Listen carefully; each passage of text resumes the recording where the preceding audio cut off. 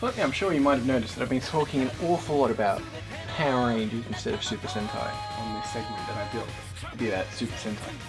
And the reasoning behind that is because I feel like Power Rangers is an inescapable aspect of the Super Sentai mythology, or of the Super Sentai brand. We are English-speaking people, so as English-speaking people, the only way we can really interact with Super Sentai at a beginning point is to take what we understand of Power Rangers, a show that most of us, I'm assuming, given the audience demographics that we're targeting, most of us would have grown up at least aware of Power Rangers, maybe not big fans for gender or age or whatever reason, but we were aware of it.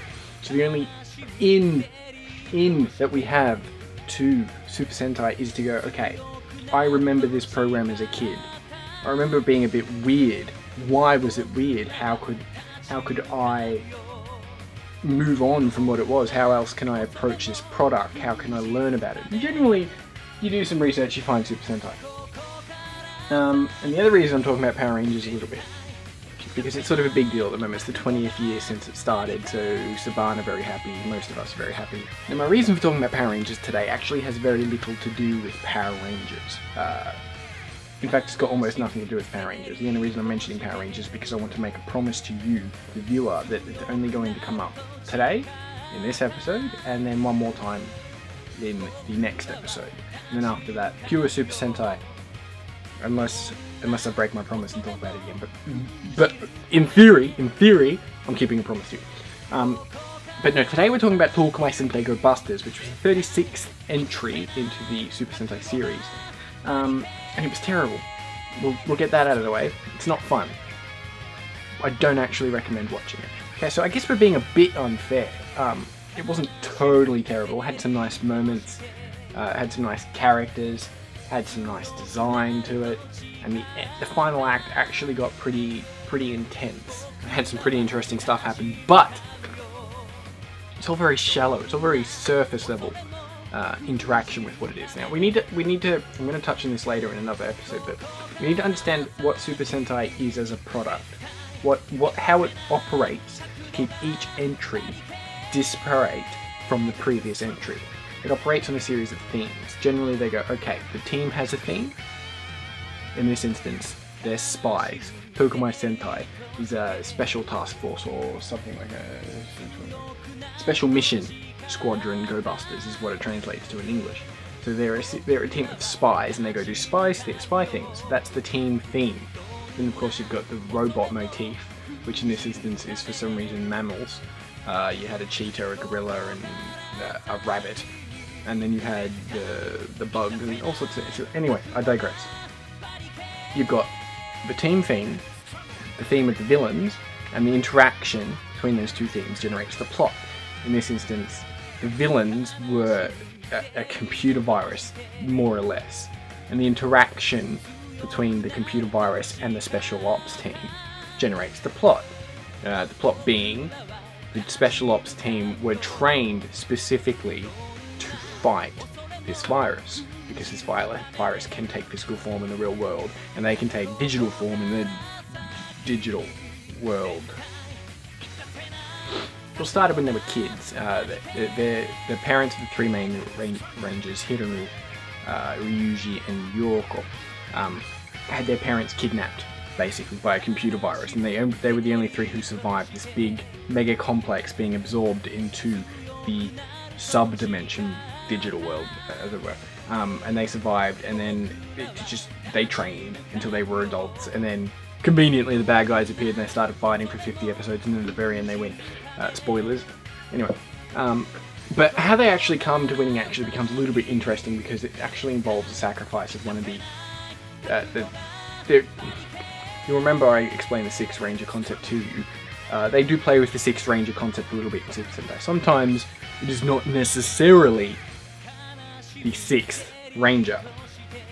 In this instance, it was the Fourth and Fifth Ranger that were the Sixth Rangers. Anyway, one of those two Sixth Rangers had to sacrifice himself basically to win the day, and he was probably the most likable character in the show, so it was actually a bit of a moment when he died. But as I mentioned before, it was a very shallow, base level show. So we had a sacrifice, we had a death, and we had no interaction with it. We had no emotional attachment to it. We had the characters were sad, but they were sort of like, oh, this was a senpai dying. This was you know, this was a big deal. It was just sort of brushed over, and that pretty much summarizes the problem with Go Busters. Super Sentai is a show about themes interacting, and when your themes, you could have the same show without. When you could have the same show without those themes, you failed. You could take away the fact that the Go Busters were a special ops team, and you could take away the fact that the bad guys were computer viruses, and you'd have the same narrative. They're hardly relevant to anything. In fact, after the pilot episode, the Go Busters never actually do anything remotely special ops. It's supposed to be a show about spies, and they don't spy. Not once. Well, okay, once in the pilot episode, but not once since the pilot episode. So really, to describe Go Busters would be to describe it as an abhorrent failure of what Super Sentai is supposed to be. And unfortunately, they do this a lot. I've talked about Go Sager and how terrible that was. It was very much the same thing. You could take out the themes and have the same failure of a show. But why am I talking about Go Busters if I don't like it? 3 reasons. First, because I eventually have to talk about all of them. So, even if I don't like it, I have to talk about it, don't I? 2, it's just finished, so it's topical. Yeah, look at me, like a news media outlet talking about what's relevant to the people of the world and stuff. And 3, I mentioned Power Rangers at the top of the episode, and the reason I mentioned Power Rangers is because it's the 20th anniversary, and everyone in America, or at least everyone relevant to Power Rangers in America, is getting really excited about it and talking about it. And, oh, it's 20 years. Oh, it's Megaforce and the rings and the keys and the Zordon and the robots and the, yeah, woo, anniversary. Let's get Jason David Frank in. Yeah, woo, woohoo, Tommy, yeah. But for whatever reason, Go Busters went ahead and did something that Power Rangers fans have been wanting to come back for 1, 2, 3, 4, minus 20, 16 years. We've been wanting for 16 years for this phrase to come back. I'm going to show you this phrase, and I'm going to end the video on this phrase. And then you will understand, upon hearing this phrase, exactly why I talk about Go Busters relative to Power Rangers. Okay. Well, I talk about Power Rangers and Go Busters, because I didn't really draw any connections. It wasn't really relative to anything except for this one.